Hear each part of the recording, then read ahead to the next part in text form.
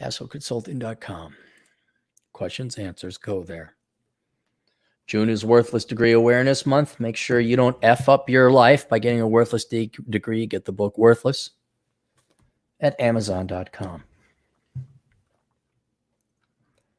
Aaron, I wrote you a while ago after leaving for a job at another company. A new company has dangled a carrot in front of my face, and I took it, only to run into an awful female boss. You recommended I go back to my old employer, so I pursued job opportunities with them. I got an offer at my old job for more than what I was making at my garbage job. Throughout this time, I have lived in Pennsylvania.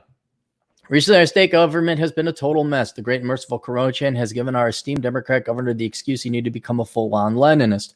We're locked down despite literally every single state around us is opening up. I had to drive to Ohio for a haircut the other day. Additionally, the PA State Congress is full of colored Republicans who will not stand up against him. Our Secretary of Health has indicated that the state will be in some form of reduced operational state until a vaccine is found. Even in our reopened phase, restaurants can only operate at 50-75% capacity. A third of the state is out of work. I think a fiscal economic disaster is looming in the distance for Pennsylvania. I don't think so. It'll be bad for Pennsylvanians, but you will have, it's not just Pennsylvania. You interact with the other states. And as the other states get out of this funk, and there's indications they're going to get out of it very quickly, it's not going to be that bad. I mean, yeah, you may not be able to get a haircut, but your job will be secure.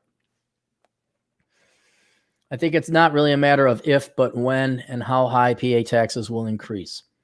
We have been toying around with the idea of escaping Pennsylvania for better conditions for a while. I think this COVID nightmare is really the final straw for me. Many of my friends and peers have already escaped in the past 3 months and are actively planning on escaping.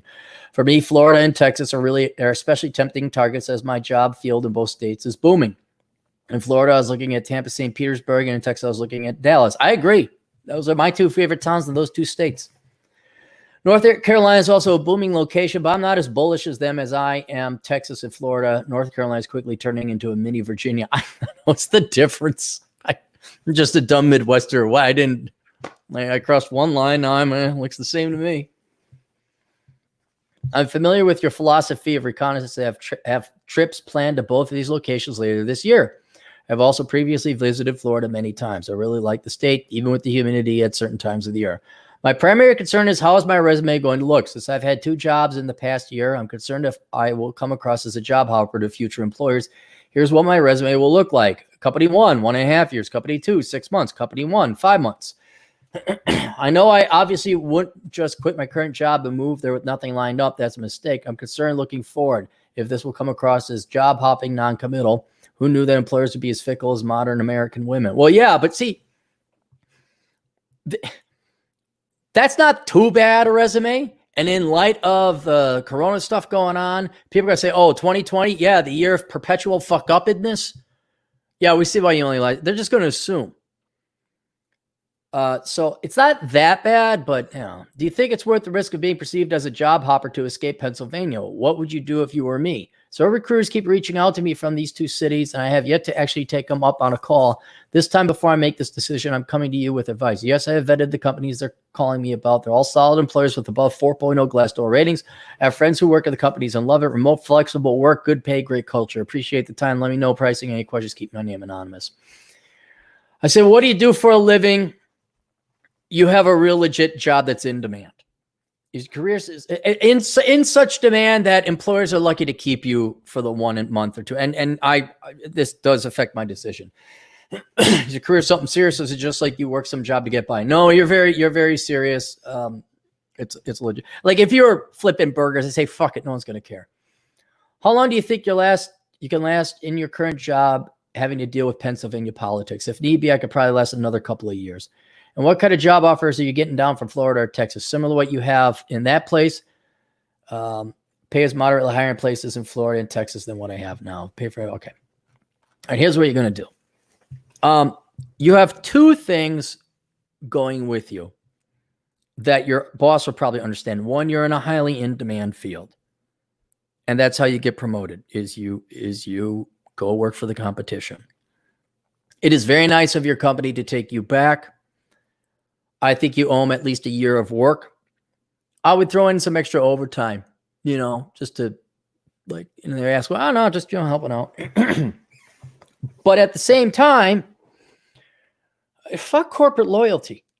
There is no corporate loyalty, and you have to operate in your best interest. And if you get job offer, though it doesn't, you don't have to take the job, take the call from the recruiter, find out what they want. Now, keep in mind, recruiters are scum. So if you get a reference from a buddy of yours, like, hey, we need someone to come down here to Texas and do this thing, say, okay. And we got a recruiter that would like to talk to you. Okay. It doesn't hurt you to talk to the recruiters and find out. Absolutely not. And you know what? That's called economics. Because what? You think if the government, if you think your current employer, if they couldn't save 10% on you, now they would fire you. Thankfully, you're in a very inoculated profession. But you don't owe company. That is such an outdated thing. Corporate loyalty, that's gone, man. That's gone. So you have the right to operate in your best interest. And I think you ought to at least hear out these recruiters. Find out what your buddies say. Yeah, what is it? And say, well, I got a pretty good job now. I mean, and they've been treating me real good and on and on. And, you know, they took me back after working at this other place. But, you know, and you know what? So you don't go into another frying pan like you did the last time. You really got to research and vet these people. Stalk these motherfuckers on LinkedIn. Set up a fake account, even if you have to. Find out who the boss is. Find out who used to work there. Find out where they are. Contact them. Call them. Why'd you quit? What's going on? But I think, and here's where I don't think it's going to be that much of a conflict. I think it's going to take you at least 6 months to find another job down there. Okay. One that pays. And I would probably maybe hold out for one that pays pretty well, significantly above what you got. And that way you've been putting in overtime at work. You go up to it. Look, you know, boss, really thank you, but I got a job I can't refuse. A friend of mine called me up. They offered me this much pay.